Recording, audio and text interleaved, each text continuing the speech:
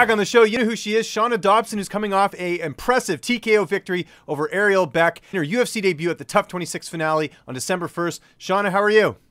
Doing good. How are you doing, man? I'm doing great. It's good to talk to you again. And of course, you're coming off an impressive win.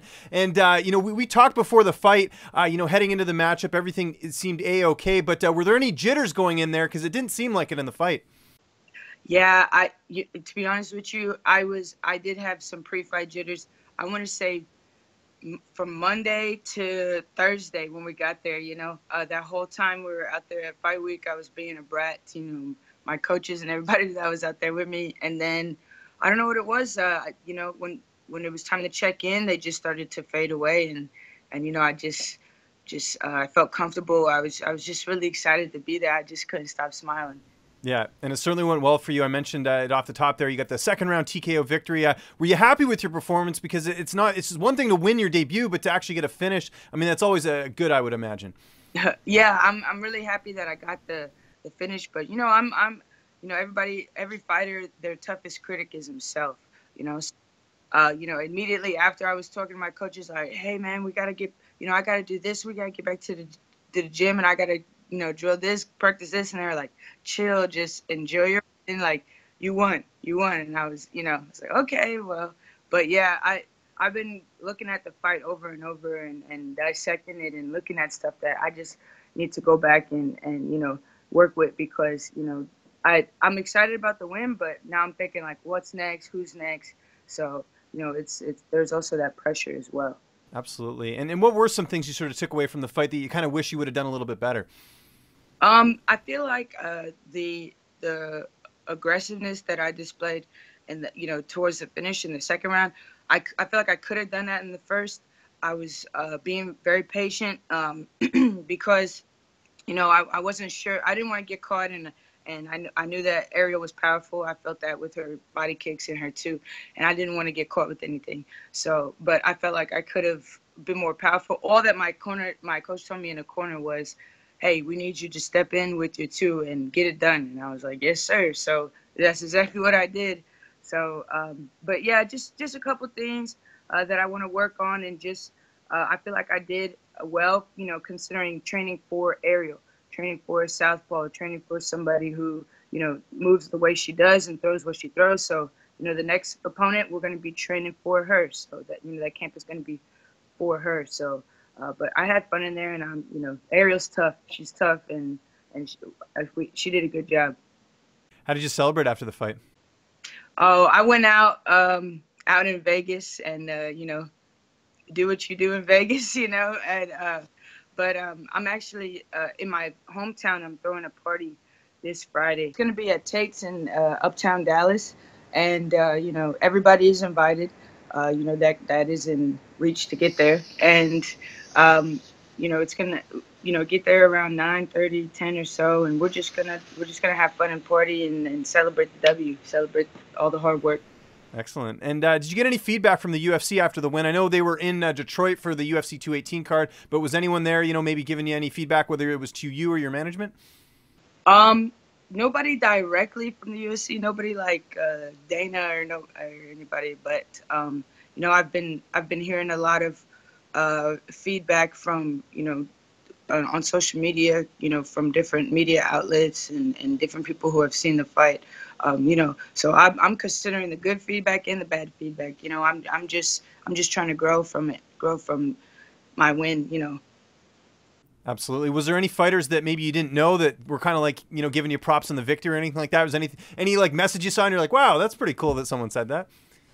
Yeah, Misha Tate. I met her, in the house, but we didn't get to talk much. And she had wrote me and she congratulated me, and she said she was really impressed with my performance. So that was pretty cool. Misha being a pioneer in female, MMA. That was pretty cool that, she reached out to me. So, what was the first cheat meal you had after the fight? Ooh, Shake Shack right across the street from the venue. So I hit that up immediately. Exactly. You just like sprinted there right after it was over. Yeah. Exactly. Yeah. No, that's I had awesome. A beer and a beer. That doesn't get any better as far as a post-fight meal. That's awesome. How has this past week been in terms of training? Did you get in any training at all, or have you taken the week off? What's sort of been the game plan since the fight? Oh, I've been chilling this whole week. Yesterday actually was my first day back. I've just been doing like normal people stuff, like running and, you know, working out at the gym and, you know, but I yesterday was my first day back to training and, you know, my first day back at the gym and, you know, I love going to my gym because my teammates are like, man, I don't care about, you know, you being in the UFC. I don't care about that W. Like, strap up and let's get this work. So, you know, I went over there and I sparred with my coaches and it's good. It feels like, you know, it feels the same every time. So I love it. They keep me grounded and I love that. When would you like to get back in the cage? You sort of have like an ideal time? I didn't take any damage, so you know I'm ready. You know for another fight here pretty soon. Maybe I'm you know February, March. You know I'm not sure what when the UFC is gonna call me again, but I'm game. I'm down to take a fight anytime soon. So because I didn't take no damage, so I'm good. Okay, so are you going to get to enjoy the holidays then, I guess, because if you want to fight in February or March, you get to have, you know, a little bit of that Christmas dinner and everything else and still be able to fight, you know, in February or March, I would imagine. Yeah, if not, I just do what I did for Thanksgiving and just freeze a plate. And that was the first thing I did when I got home is I unthawed my plate. I dropped my bags, my luggage, my plate, and I got down on it. It was great. It was worth the wait. Yeah, no, I bet it was, especially, you know, victory tastes that much sweeter as well, too, getting the win there. As far as who's next, do you want to fight someone that was on your cast or would you like to fight someone else new? Like do you have sort of an ideal opponent? You know, I'm down to fight one of the girls from TUF or another girl in the the new flyweight division in the UFC. You know, basically what I've been saying is, or what I've been thinking is anybody that's going to get me closer to the belt. I really, you know, I since I took that L from Roxanne, I haven't taken my eye off the belt. You know, I fought Nico before in the past, and you know, we went for a 3-round war. You know what I'm saying? And went to decision ultimately, and she got the W. And you know, kudos to her and kudos to her for getting the belt. But you know, that makes me even more hungry for the belt, knowing that you know I've been in there with her before, and you know. Of course, she's improved. Of course, I've improved. But, you know, I really want to see what a fight between me and her would look like. You know, new and improved me and new and improved Nico. But anybody that's going to get me closer to the belt, I'm gonna fight anybody in my way. Yeah, whoever can kind of get you there faster. I totally get that. Of course, Sijara Eubanks was supposed to fight for the title and she missed weight. When did you find that out, like during the card? And, you know, what was your reaction? Because a bit surprising, I think. I know she had the issues on the show, but, you know, figured she would have made weight. Well, I was actually at the Performance Institute with Sarge the day before. It was a bunch of us up there. Lauren Murphy, Barb Honchak, Nico was up there. We were all cutting, and you know, when I left, it seemed like you know she was getting closer, but I guess you know she was a little bit too far away. But I found out the morning of weigh-ins when I went downstairs with Montana to check our weight, and you know, I was like, oh my god, like, are you serious? She's not fighting. She's pulled. So immediately I was like. I messaged McMahon and I was like, hey, do y'all need somebody to fight Nico? Because yeah, sign me up. I'm down, but he was like, thank you. I've already found, you know, a replacement. And I heard it was Roxanne. I was like, damn. But you know, Yeah. but that's all good. It turned out to be a great fight. Yeah. It turned out to be a great fight, a great replacement. But I'm sure Sarge will get back in there ASAP. You know, whether at 35 or 25, you know, she'll be able to get it done. Have you talked to her since she missed weight?